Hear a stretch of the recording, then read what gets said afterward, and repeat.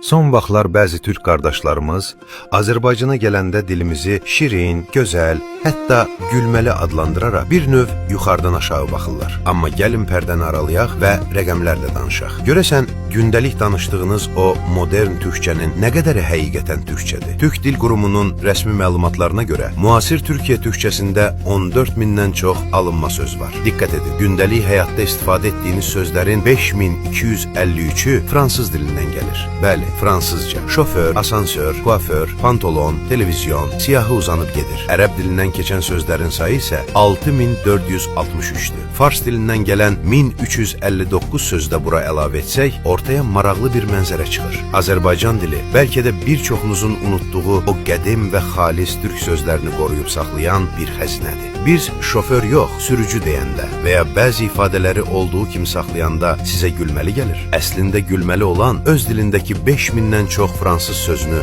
fərq etməməkdir. Bir Turan sevdalısı kimi deyirəm, biz birik, bəli, amma dilimizin köklərinə hörmətlə. Dil bir millətin yaddaşıdır. Azərbaycan türkçəsi o yaddaşın ən saf qalan hissələrindən biridir. Gəlin bir-birimizə gülmək yerinə dilimiz